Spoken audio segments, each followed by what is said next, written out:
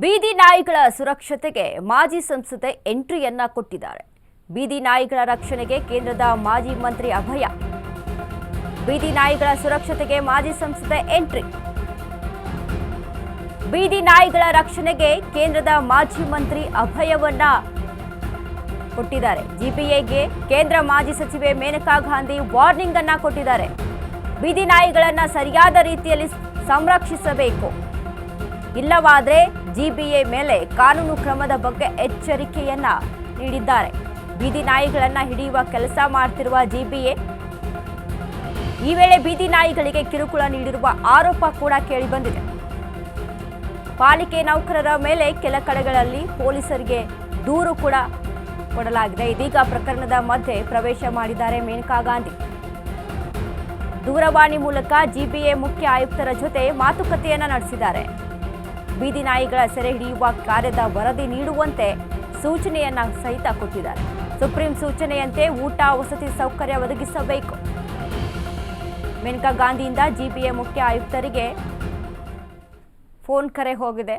ಬೀದಿ ನಾಯಿಗಳ ವಿಚಾರಕ್ಕೆ ಸಂಬಂಧಪಟ್ಟಂತೆ ಏನೆಲ್ಲ ಕ್ರಮಗಳನ್ನು ತೆಗೆದುಕೊಂಡಿದ್ದೀವಿ, ಅವುಗಳ ಸುರಕ್ಷತೆಯನ್ನ ಮಾಡಬೇಕು, ಸಂರಕ್ಷಣೆಯನ್ನ ಮಾಡಬೇಕು. ಇನ್ನು ಯಾರ್ಯಾರು ದತ್ತು ಪಡೆಯೋರಿದ್ದಾರೋ ಅವರು ಕೂಡ ಜಿಬಿಯಲ್ಲಿ ಅಧಿಕಾರಿಗಳನ್ನು ಕಾಂಟ್ಯಾಕ್ಟ್ ಮಾಡ್ಬೋದು. ಕಾಂಟ್ಯಾಕ್ಟ್ ಮಾಡಿ ಅವರು ದತ್ತನ್ನು ಪಡೆದುಕೊಳ್ಬೋದು ಬೀದಿ ನಾಯಿಗಳನ್ನು.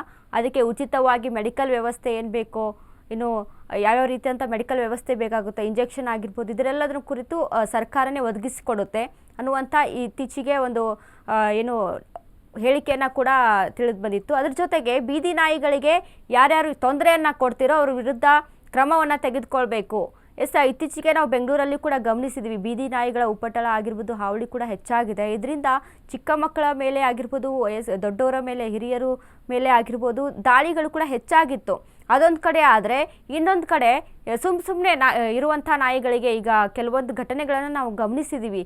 ಸುಮ್ಮನೆ ಮಲಗಿರುವಂಥ ರೋಡಲ್ಲಿ ಮಲಗಿರುವಂಥ ನಾಯಿ ಮೇಲೆ ಕಾರ್ ಹಾಯಿಸುವಂಥದ್ದಾಗಿರ್ಬೋದು, ವೆಹಿಕಲನ್ನು ಹಾಯಿಸುವಂಥದ್ದಾಗಿರ್ಬೋದು. ಇನ್ನು ಅದ್ರ ಜೊತೆಗೆ ಈ ಮಳೆಗಳೆಲ್ಲ ಆದಂಥ ಸಂದರ್ಭದಲ್ಲಿ ಈ ನಾಯಿಗಳೆಲ್ಲ ವೆಹಿಕಲ್ಗಳ ಒಂದು ವಾಹನಗಳ ಕೆಳಗಡೆ ಮಲಗಿರ್ತವೆ.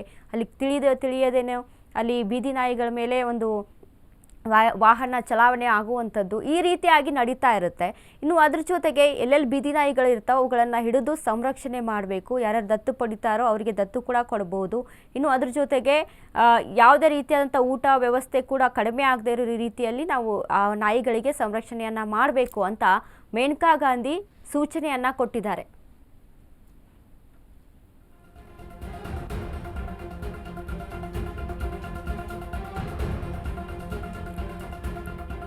ಇತ್ತೀಚೆಗೆ ಕೂಡ ಒಂದು BBMP ಒಂದು ಅನೌನ್ಸ್ಮೆಂಟ್ ಅನ್ನ ಮಾಡಿತ್ತು. ಅಂದರೆ ಬೀದಿ ನಾಯಿಗಳಿಗೆ ಇನ್ನು ಮುಂದೆ ಬಿರಿಯಾನಿ ಊಟ ಅಂತ ಹೇಳಿ. ಸೊ ಅದು ಕೂಡ ಈಗ ಎಷ್ಟು ಮಟ್ಟಿಗೆ ಪೂರೈಕೆ ಆಗ್ತಾ ಇದೆ ಅನ್ನೋದನ್ನ ನಾವು ಗಮನಿಸಬೇಕಾಗುತ್ತೆ.